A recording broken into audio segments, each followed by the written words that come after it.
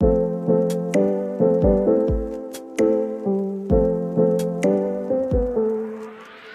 we are here with Stephen Lacey, my friend, my boss, and chief editor at Latitude Media, the host of Open Circuit, the former host of Energy Gang. I could go on and on and on. But more importantly, I was thinking of descriptors for you when I was doing this intro. And I was like, most likely to get bit by a tick would be your high school kind of superlative award. I just pulled one off me the other day. There's so many tick bites this year. Yeah, you may have more ticks on you than a literal deer. Like, I've never seen someone who just gets so many. How's it going? How you doing? Good. Aren't we are you sure we're supposed to be doing this during the workday? Oh, I know. Well, that's how you know you made it, right? Yeah. if you can get it during the day, damn, the show's doing good. But yeah, no, I'm so happy to have you. One, because for starters, the listeners have become used to my kind of nasally tones throughout the day, and you have one of the smoothest podcasting voices I've ever heard. So it will be a nice respite for them. If you can believe it, even after 2 decades of doing this, I still listen back to my voice and don't entirely love it. So I can't believe it'll never change. You sound like you could have done an ASMR career. That was just right there. If you could have done it, who needs clean energy? You could have done that.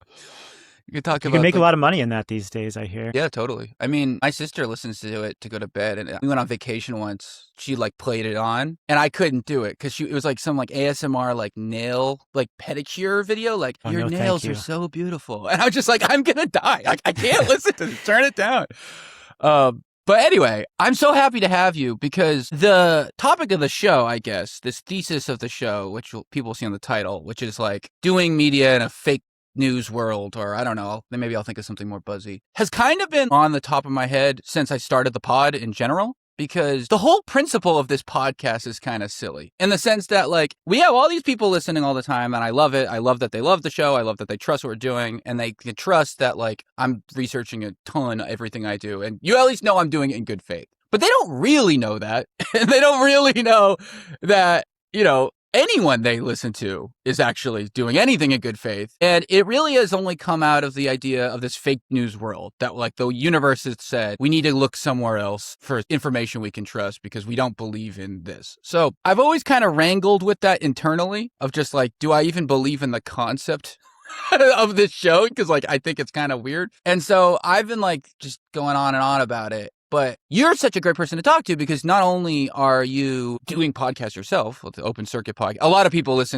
know me. And if you're not listening to that damn show, go listen to it, please. But more importantly, you've just been in media for so long. And you've gone through different B2B styles, different structures, different teams, and you've seen the culture around media kind of change. And so I guess the question is, and I'm really curious about when you went from Energy Gang to Open Circuit, and kind of these audience transitions over time. Have you gone through different media ops and stuff like that? Have you felt more skepticism? Have you been getting more what's more than when you first started? Or have you as a person been able to just kind of be trustworthy so it hasn't affected you so much? Yeah, it's a good question. And I think it gets to why I like B2B media so much. I don't face that level of skepticism around, is what you're talking about real? Are you a trusted person? I've been in the industry for so long, firstly. But secondly, you have a different relationship with the audience when you're in business to business media, and that the stuff you're putting out is directly related to the decisions that they're making. And so they're people who are really knowledgeable when they give you feedback. They A, know what they're talking about often, and B, it's usually really constructive feedback. So it's a whole different world than general interest media. And I can definitely see now that we've gone through this shift to YouTube, we're still doing, these podcasts that you mentioned, for those who don't know, they're highly popular energy and climate podcasts, really focusing on the trends in the clean energy industry across markets and policy and technology. And so the people who listen to it are people who are really in the industry. They're deploying dollars, they're building companies, they're crafting policy. So they have a really direct connection with the content. As we have shifted the show to YouTube, we're suddenly picking up a lot of new people who are coming at this from an entirely different perspective. And you can see some of that skepticism creep in, or kind of anger. People feel like they know better than you, and they're coming at their comments from that perspective. Whereas like our core audience is very much, they're collaborative. They're like, hey, I think about it differently. They'll give you a more technical answer. And I've been in that bubble for so long. It has been a little bit jarring, sort of now having wider distribution on YouTube to many, many more tens of thousands of people, and to see like just sort of like an undercurrent of anger. And Yeah, that's a noticeable shift. They're pissed. Oh my God. We get a lot of the listeners. It's one of the cool things about this show that I wasn't expecting when I started. It are kind of like conservative moderates. So we get a lot of like, I did this, but I think you're right. And like, it's wonderful. We also get so many just furious comments. And I guess when you have liberal in the title of your show, what do you expect? For sure. But like, yeah, no, I mean, it's you could have a professor on and this and this and this, and people are like, nah, I know more. I'll give you a break. And I guess, yeah, like on that B2B thing, because I was just thinking about this when you were saying that, like maybe people don't know the difference between like normal media and B2B media. And so, yeah, what are the different standards and like how they're structured and stuff like that? Yeah, good question. I mean, B2B media is just inherently more technical. You are writing about businesses or business trends for a business audience. And so B2C would be like writing about business trends in the New York Times for a general consumer audience. You're just using more generalized language. You are trying to stay away from overly technical stuff. And in B2B, you can use acronyms, and you assume a really high level knowledge about the space. And so it's just inherently more niche. And I love it. I like operating in that world. As I said, like you are talking to an audience that is really engaged with what you're doing. And so it's just it's inherently, I think when people think about the trade press, right? That's what they mean when they say B2B. It's like, it's the trade press. A lot of trade press is so boring. Most of it, the vast majority is incredibly boring. It's not entertaining. They often write to press releases. Like I'd say 80 to 90% of this market is like not really that good. And we try to be entertaining. We try to like have a little bit of edginess. We really report on the clean energy space as if we were reporting on a high stakes industry like technology, right? Like, people are watching executive moves across like from Meta to Google or to OpenAI. Like people are really focused on the ins and outs of how the technology business works. Well, we do the same thing for clean energy, really. It's like who's moving to what company raised money. And that all matters highly to the audience because they're people who are building companies themselves. They want to know how people are tracking them across different companies, who else raised money, what policy is going to impact the way they're doing business in a certain state. And so I guess it's just inherently more technical, and we try to be like as engaging, entertaining, and fun as possible while delivering that technical reporting. It's interesting. When you were saying, it made me think about this idea of, is general media as a concept maybe not even the best idea nowadays?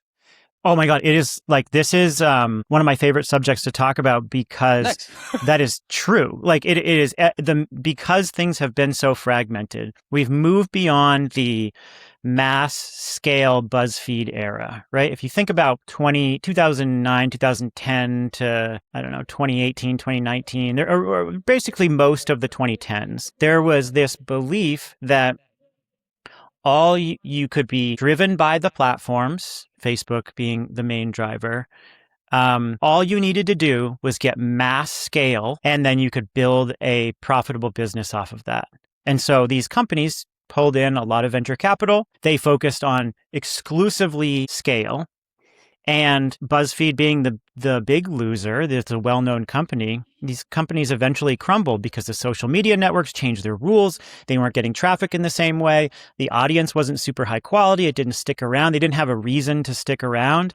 And so you'd have these like massively viral pieces, and you'd have these massively viral news organizations, but they weren't actually providing a ton of value to specific audiences. And so it was really hard to monetize. And these companies were losing money hand over fist. And that has changed radically. So now now, because things are more fragmented, what you see is a lot of news outlets and even more mainstream, what we consider mainstream news outlets that are catering to a pretty wide audience, are just much more specific in what they're covering. And they're borrowing from what the B2B model has been historically. Like maybe they're not going as technical as we might in B2B media, but like they are picking very specific audiences and covering that topic exclusively. And they can build events around it. Like they can actually rally people in real life around the topic that they're covering. You can craft real personalities who have expertise in that subject matter. And so I think that over the last 5-6 years, we have seen a lot of media outlets go very, very specific. And now many of them are profitable. They're doing well.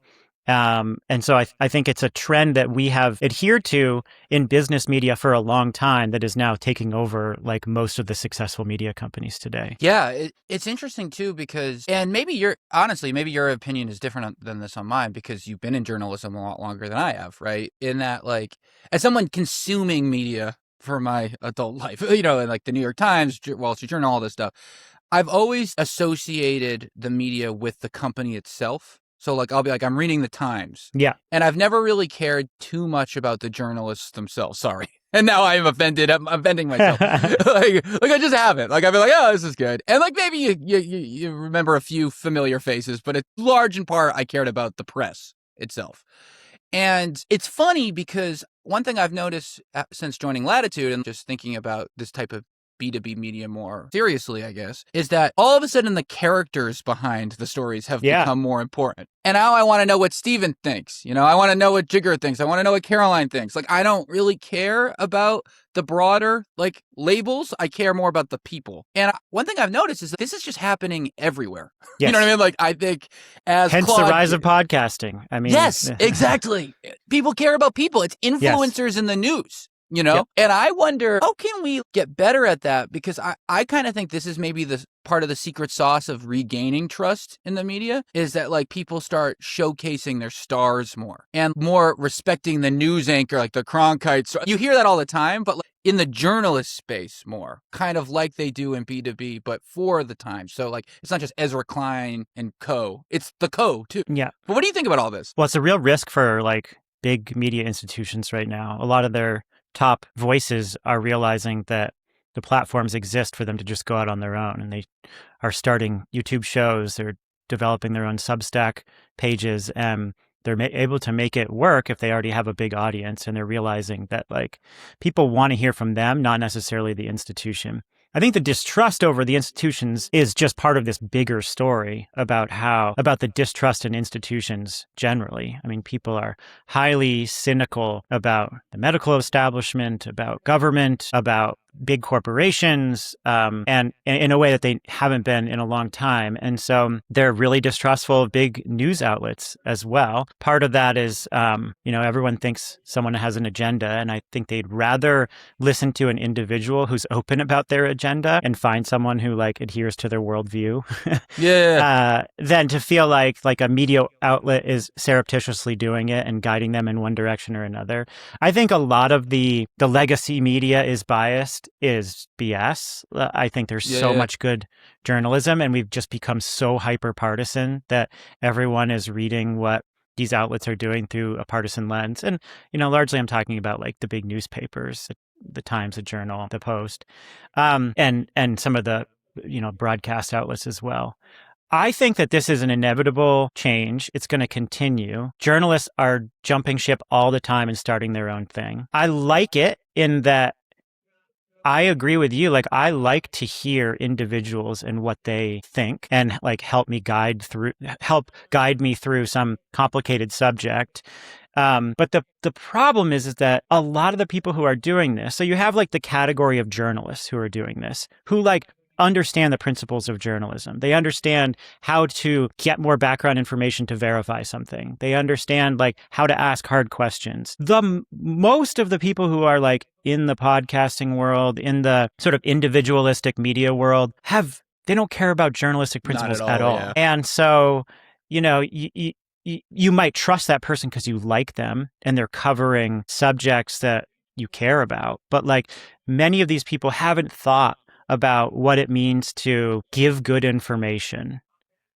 And it's a real problem. And so you have this like layer of people who still care about journalistic principles and a whole bigger layer of people who just like borrow from journalism and are in this commentary, this commentary society where like all you do, you just need to spit hot takes with no accountability whatsoever. So like there's lots of good stuff out there, right? Like you can find so much good stuff, but I think I worry about the fact that this trend is pushing people to less accountability and more personality. Hot takery. Yeah. For sure. Yeah. Yeah. I did a show like almost a year ago. Like one of the first shows that we did on the pod was like How Fake Is the News Really show. And the topic was about like, okay, on all the main presses, like you were saying, shows and stuff, like who lies the most? Like how often do they really lie? And not often, if at all. Even Fox News, which is the most egregious in terms of genuinely saying things that are wrong, it's still pretty low comparatively to Podcast X or Blog X. And I think it's because people don't realize that there are teams of fact checkers on everything. They can get sued. Like when Fox News made up the Dominion story, they got sued. Totally. And suing Joe Schmo Radio Hour is a lot less legitimate and a lot harder to do than suing Fox. So yeah, no, I totally agree. I think it ultimately means people don't like the bias. They think everything's biased, everything's slanted. But that is what I want to ask you next, is that in a world where getting information is easier and easier via AI, via Google, newsletters, RSS feeds, podcasts, whatever, it's not hard to find out what happened anymore, I don't think. So it almost makes sense, right? To your point, like that inclines, okay, like, well, what do you think, right? Which is a take, which is a bias. So it's like you have two kind of competing forces. You have this drumbeat of we're sick of bias in media, blah, blah, blah, blah, blah. But then also bias being the only way to stand out. And they really seem like a tug of war. And I'm just curious, like, what you think about this. And like, as someone who's like making content, how do you think about this? Because it's such a big part of the decision tree. Well, the optimist in me hopes that now that we actually genuinely have a lot more fake information coming out through AI, that people will increasingly look to institutions who can verify things. And like, who knows where we're going in this super cycle in media right now. But I think people are just going to become more distrustful because they literally can't believe their eyes or their ears anymore. And if you have individuals or organizations that are truly able to verify and sort of get to their version of the truth, I think that that will be a good thing for legacy media organizations that are like in fact checking. And so like it worries me. It worries me deeply. I think there is a really serious tension there. The optimistic scenario is that over the course of time, folks who are taking seriously good information gathering will get more currency in the market. I really hope so. But I think right now, I think of the media environment as like a convenience store, right? If you think about your media diet, like you can walk into a convenience store and you can go get your Mountain Dew and your Twinkie and, whatever candy is over there by the aisle. And like the convenience store is full of just junk. And then if you actually look and know where to go, you can get your hard-boiled egg or your protein bar or whatever. You can find things in there and like piece together a pretty decent meal among the sea of crap. And that's kind of how I think about the media environment right now. Like, I hate when people say like, oh, it's an education thing. We need to educate people more. But like in reality, we do have to kind of like know how to identify good and bad information. And if you know how to identify good information, you can find a lot of really good stuff right now. And so I think of the current environment as that convenience store where there's just like mostly junk around you, but actually you can find a lot of good stuff within the aisles. It's like that in every topic, like music, art. Yeah, for sure. Absolutely. Totally. Yeah. And I think that's kind of an effect of the social media type internet-y era where now anyone can pump out anything. So there's just so much more stuff. Yes. But a lot of good stuff too. I often find myself with my friends who shit all over social media, which I get, obviously. I'm not saying I don't get the point. I just, no social media means no independent artists can just get their started, music get their start. This show benefited so much, like it's crazy. Sometimes I actually I'm not a heavy social media poster, but I'm a lurker.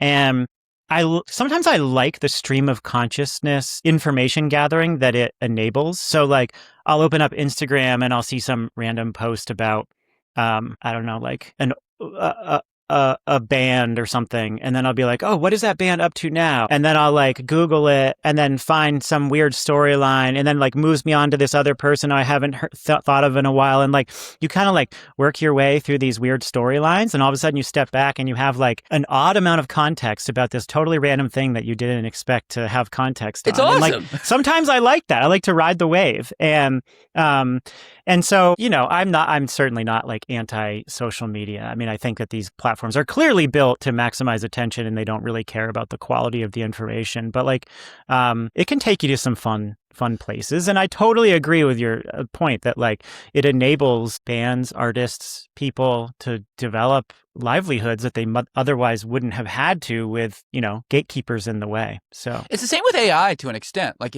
the democratization of concepts. Like now people can do things they never could do because they have a genius robot assistant in their backbone. And there's some really cool stuff being developed. Like, I don't know if you follow any of like the sort of surrealist AI filmmakers or anything, but like only one, like Grifter Goblin or something like Gothic Goblin, and he's got his fantasy creatures. I like it. There's some cool. wild stuff. And I've actually followed like a decent amount of them, and they're genuinely doing new things, like stuff that puts me in a headspace that I otherwise wouldn't have been able to get to. And so, I don't know. I think that I'm generally a believer that you can always find really good stuff and that no matter how bad it seems, you can make the best of it. And that's what I tell myself, at least. That's what I tell myself too. So maybe we're too in it, but like it's a horrid landscape though. I mean, it will. And like with the social media stuff, it's like definitely that the design of them and the people running them aren't great, but the concept might be fine. Like there's just, it's tricky. And yeah, I guess I wasn't even thinking about asking this, but now I'm thinking about it. It's like one of the things I always joke around about is that I think storytelling is the most important thing in life. And, you know, people always say, oh, everyone's on their phones, everyone's on TikTok all the time. I'm like, yeah, because you're boring. TikTok's better than you. Like, you know what I mean? Like you should be beating them. You know what I mean? Like tell a better story. We're sick of how drunk you got the last week when I wasn't there. And like, tell me a new story. You know what I mean? And I kind of do think that, yeah, like it's all about this. And again, storytelling is such a big part of media and news and politics and everything. And I guess like, yeah, like this tension of being interesting without also just being just straight to the point, like just like a bulleted list. And one of the most apparent examples of this, and it's happening live to us, is this unbelievable momentum around data centers and AI. And obviously with the midterms coming up, everyone's having a take now.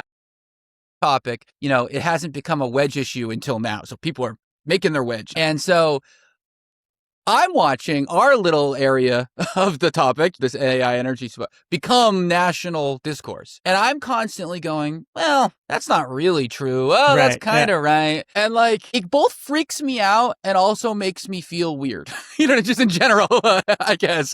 And as someone who's been in B2B media, I'm imagining that's happened to you multiple times throughout your career.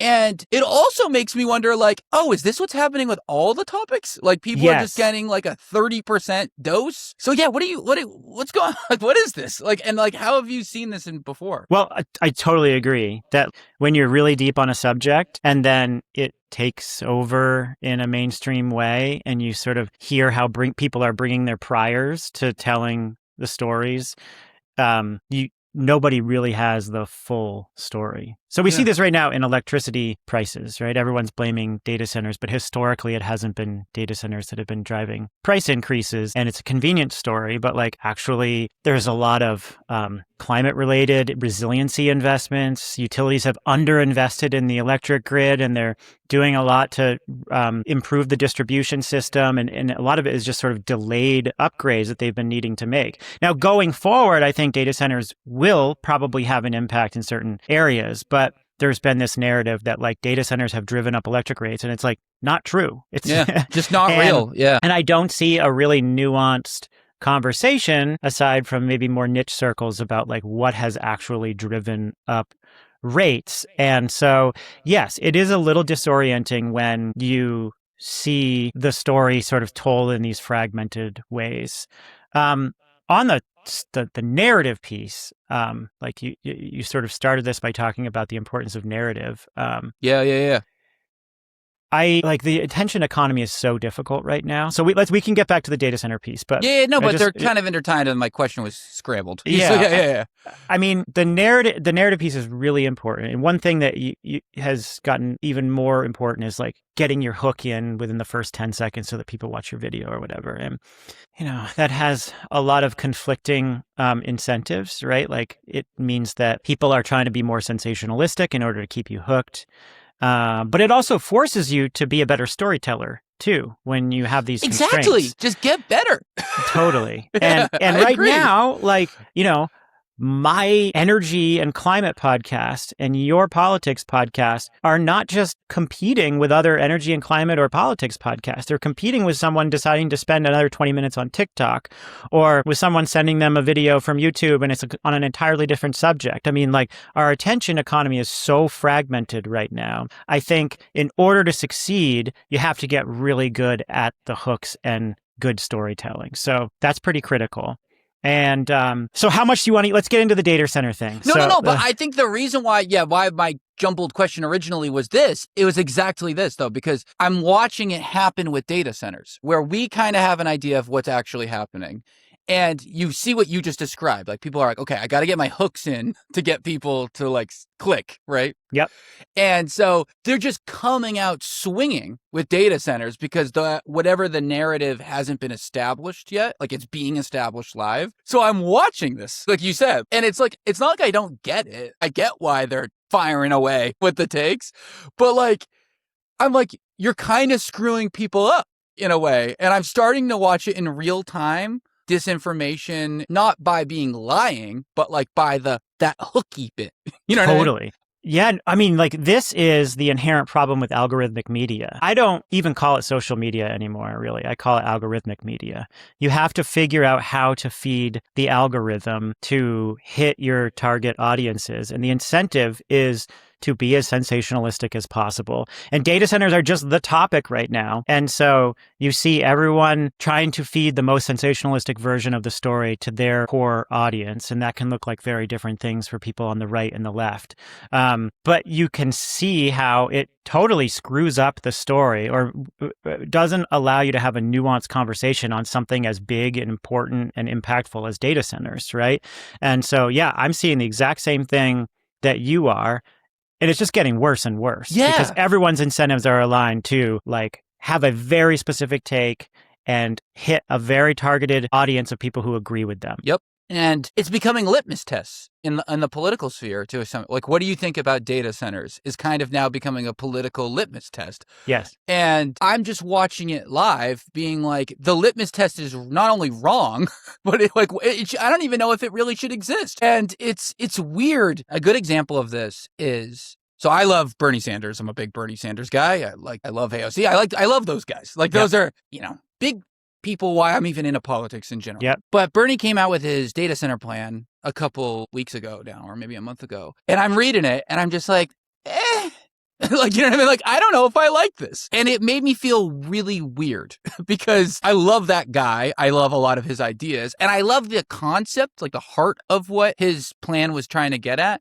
But I almost know too much about like the energy system behind what drives valuations. And then, so if you own this, then what do you do here? And blah, blah, blah, blah, blah. And like, I get that isn't snappy, but I can't unsee it. And I just think to myself now, are we babying people too much in general in the news? Maybe it shouldn't even be remotely interesting. And it should just be all just facts. I get why he tells the story he's telling. I get why the reporters tell the story they're telling. I get why we tell the story we are.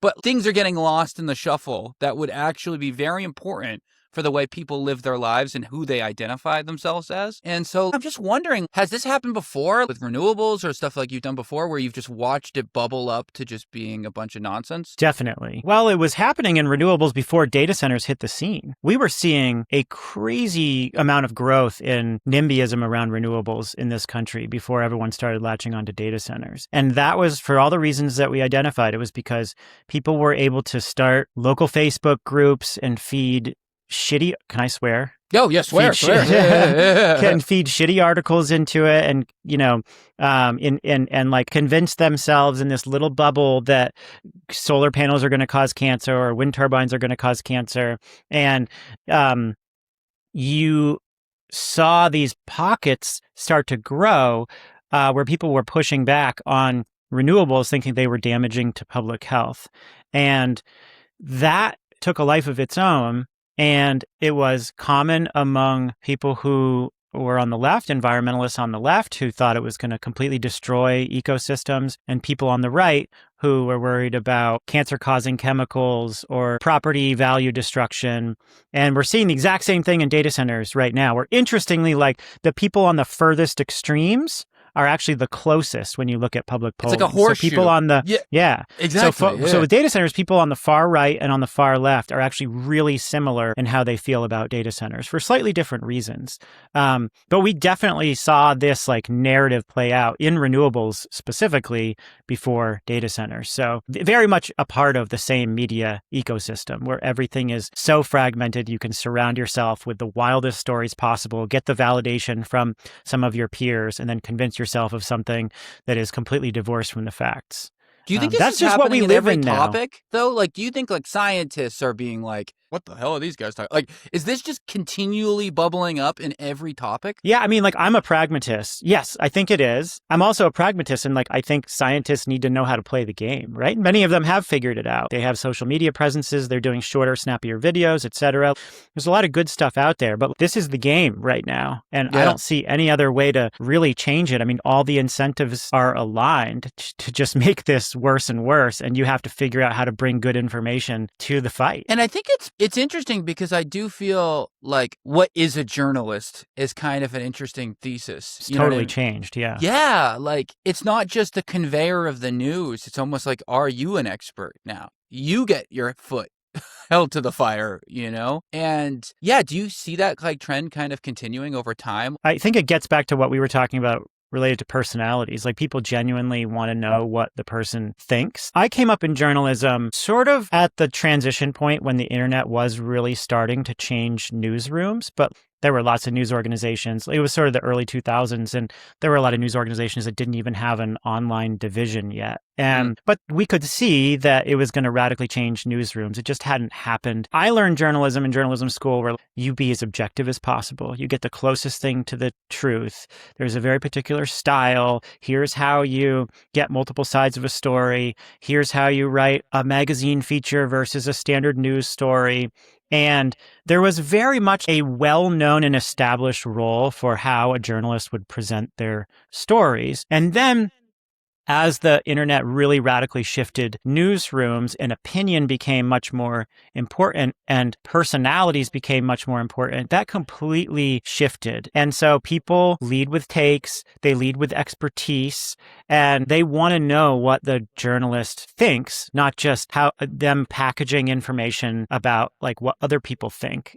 So I think the definition of journalism and the entrance of more opinion in analysis in journalism has totally changed. I like it. I mean, everybody has opinions. Everybody comes with their biases. And if you do that responsibly and explain what your biases are, how you come to a story, and you're making a best faith effort to pull together your perspective with other different perspectives, people love that. And it feels really authentic. And I think there's a really good way to do it.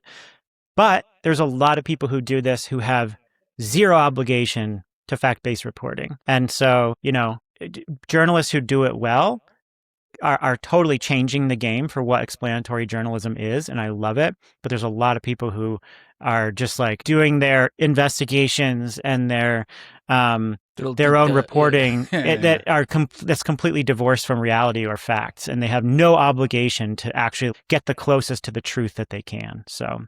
And maybe no ability to, like, because they just don't know what they're doing. Yes, exactly. Yeah. They haven't even thought about what journalistic principles are. Like, how do you do this fairly? Like, what do you even do? Yeah, exactly. Like, how do you? And I guess that's my next question. Okay, so say you read something that's just like some interesting story, like OpenAI launches $7 billion data center in Georgia and people are freaking out, right? You see that and you're like, all right.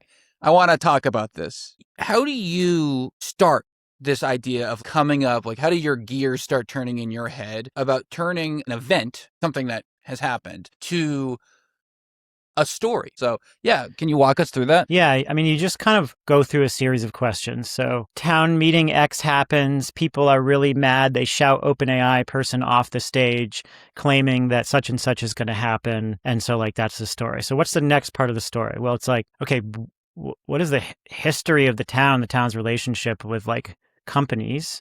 Is this a location that has historically had problems with companies trying to come in and build, right? So like historical context related to the town. What is the makeup of the town? We had done some reporting on this actually in Indiana at Latitude Media, and it turns out to be an incredibly complicated story where like many corporations had come in previously before a big data center was proposed and had promised things related to job creation that didn't materialize. And so people were set up to be really cynical about what a company was claiming in terms of job creation and economic opportunity. So there's that, like you sort of ask, what's the historical perspective here? Why are people primed to be skeptical or cynical? So let's look at their claims, right? We would say like, okay, let's look at the claims. Maybe it's related to property values, or maybe it's related to resource constraints or resource use. Maybe it's they're worried about electricity prices or the grid having problems. And then you just sort of methodically walk through those and try to figure out what is the reality of how that problem might play out versus what people are claiming. You go talk to local experts, you go kind of figure out how close the claims are to the truth, or there's no such thing as absolute truth, but like the closest thing to the truth that you can find. And you just try to start to triangulate around all these different questions. And so that's like, if we were doing follow-up reporting on that, that's what we would be doing, is like sort of walking through those secondary questions.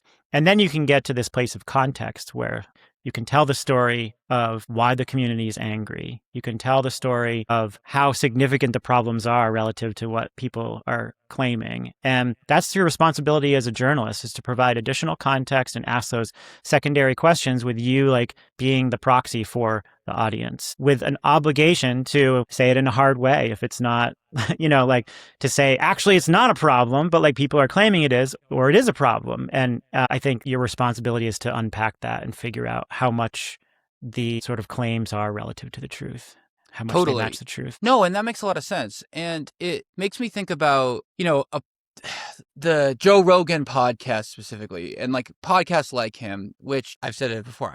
I watched it a lot when I was in high school and college, and don't watch it now and actively am angry about it. I guess you could say like he drives me nuts. And one of the things that he does specifically, but a lot of people do, even like Tucker Carlson, podcasters in general, they kind of fall back on this, hey, I'm just asking questions. Yes. Yeah, like, or they'll say the fact that we're even talking about it shows something's up here. And that's kind of like their excuse to like pry into insanity, right? Yeah. And so this is kind of what we're talking about. The difference between I'm just asking questions to I'm doing journalism. And yeah, what do you think about all this? I think it's terrible and toxic. Terrible. And like the worst of what this media environment has wrought. And so I'm really big into endurance sports and fitness, and like I like. Yeah, you're a beast. I listened to a lot. I listened to Joe Rogan a lot, but mostly it was like people who were coming on and talking about lifting or running or whatever, athletes who were like pushing the limit. And I liked those. It was around the time when he started bringing on Alex Jones and Milo Yiannopoulos and like all these figures. And actually I came into those interviews thinking like, okay, these are super controversial figures. I want to hear what they have to say, naively thinking that maybe he would bring some level of journalistic rigor. And I use that term very loosely. Like he would sort of bring up controversial things and maybe get them to respond to them. Like it didn't give me any insight into these people at all. He just lets them rant. He sort of keeps this arm distance away and lets his guests go with zero thought to how you might push back, how you might like spar in an interview to get the most out of someone. And I'm being pretty charitable here, but I was just like, okay, I appreciate, like, I'm all about hearing from controversial figures. I'm very much a free speech advocate. But I think that like people who are in this environment have a responsibility. And a lot of the people, this gets back to what I've been saying, like Joe Rogan's a perfect example. Like he has zero responsibility. He's just a dude asking questions. You think about someone like Theo Vaughn, who I think is actually pretty funny. And some of his interviews are really charming.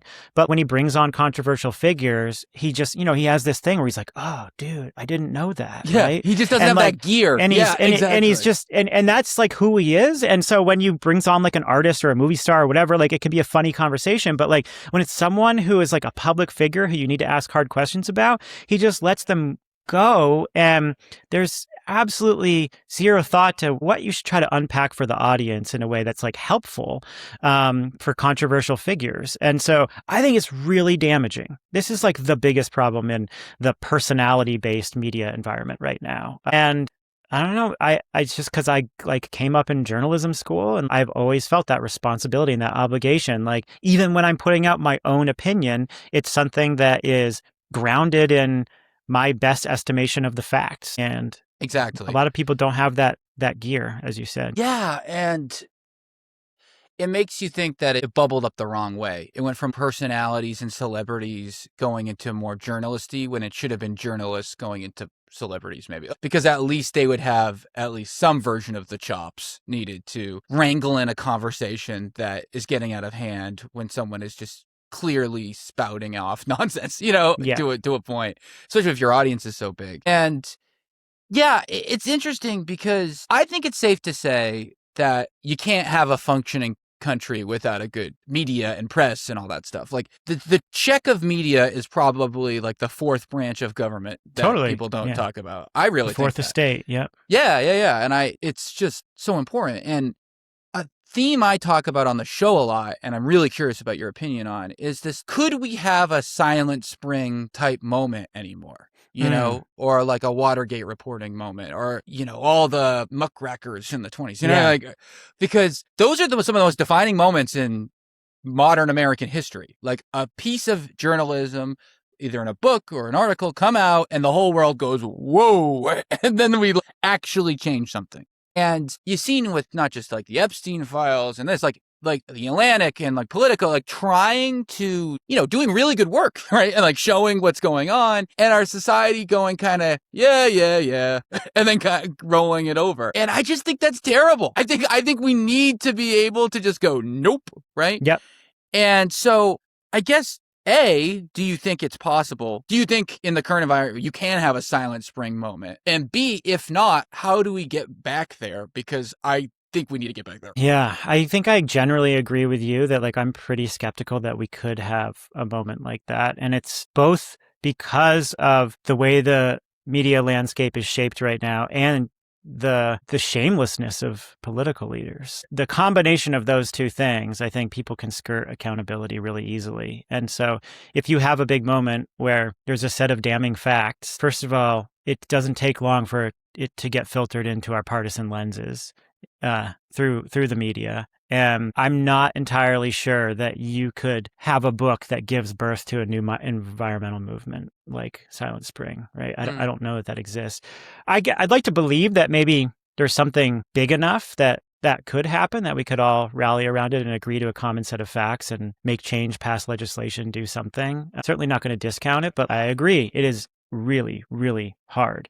And part of the problem, I think, it's just that politicians are just willing to create their own reality distortion field. They know that if you just deny, thanks to the president, Mr. Trump, Mr. You just lie, you can just lie. deny. Like all you do is you can just do whatever you want. And you've got a certain number of people who go along with you, and then people will move on to the next thing. And so that lack of shamelessness and the inability for us to agree on a common set of facts makes it really, really hard. Totally. I mean, I think one of the best examples of it recently, to an extent, is what happened in Maine with Graham Platner. In that, one, the media pressure actually did get him to drop out, which is good. But my favorite nugget of that entire story, I think, was when the New York Times originally came out with their piece saying, like, we talked to all these girlfriends. Everyone's like, that's a hit piece. Like, how dare you, And me, like, I was just like, I don't know. Like, I don't think I answered that great in the off the jump. Thank God I recorrected. But then Politico comes out and goes, no, we actually talked more with them and it's way worse. Yeah. And then all of a sudden the narrative goes, actually, the Times buried the lead and they were helping Platner.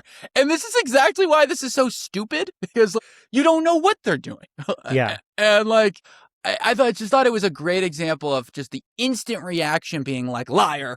And then it was, wait, you helped the evil person. And it's just so bad. Totally. And I don't know the exact specifics of why the Times decided not to include that detail, but my understanding is that they were aware of it and they went through their own fact-checking process and decided that they were not ready to print that specific detail. I mean, what was her name? Lindsay Pfeiffer? Yeah. She had written down in her diary, she had talked to doctors, she had told friends. Apparently the New York Times, she claims that the New York Times had access to all that information. And for some reason, they decided that they did not have enough there to make that accusation. And I understand, like, that's what every news organization goes through. I think maybe people look at that and say, like, that was the wrong move, but they're certainly not holding water for Graham Platner. They are going through a rigorous fact-checking process, knowing that they could get sued, first of all, knowing that they really have to be super confident in what they're publishing.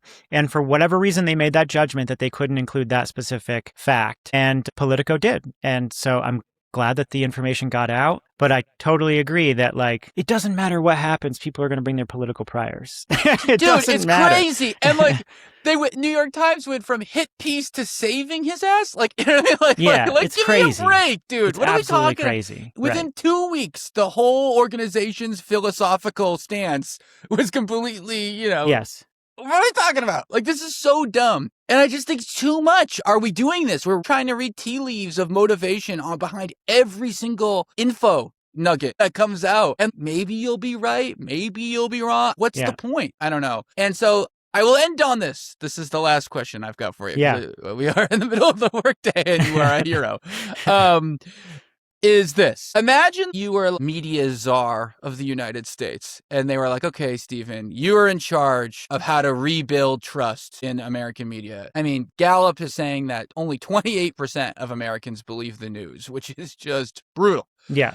What are we doing here? Like, it's a tough challenge. You probably would lose all your hair, but like, what would you do? How do we fix this? Because I think anyone with some sensibility would say we have to do something. This is a nightmare, like as currently constitutes. Well, we're doing better than tech CEOs. I think only 7% of Americans said they would trust We're doing better than the CEOs. Democratic Party. 22% approval rate.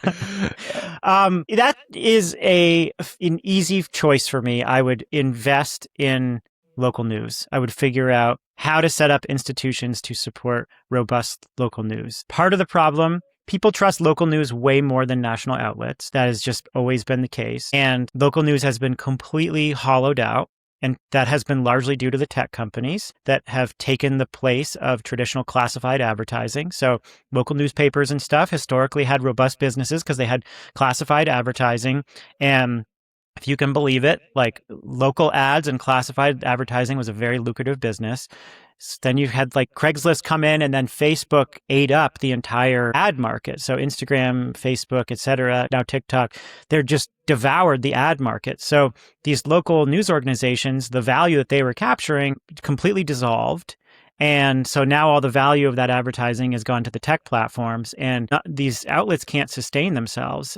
Some are scraping by with subscriptions, and I subscribe to my regional paper here. I really believe strongly in it, but like we need dollars put to different ways of funding local news, because that is where you foster more trust, because you're covering issues that inherently people have more of an intimate knowledge of. They trust their neighbors more than some theoretical person on the other side of the country. And do I think it'll solve all the problems? No, but it is one of the chief reasons why we are in this position. And so I would put a lot of stock into revitalizing local news. That sounds really smart to me. And part of a larger trend, too, I think, of the way we fix this country in general, focusing more on local and state politics, making sure they're humming at the way that we think they should be. All right. This is great. I really enjoyed this. Thank you so much. What a blast. Yeah, this was so much fun. I love the pod. Dude. Yeah, happy to do I'm it. glad you like it. Yeah, you're following our Senate interview. So this is a good one. We're coming in swinging. This show never ends. I'm sorry that I couldn't be here in a tuxedo shop, but... No, you look the handsomeness. Two guys who can definitely do basically anything better physically than I can. So in a row. So I talk about body dysmorphia. But anyway, I'll talk to you later. This was fun.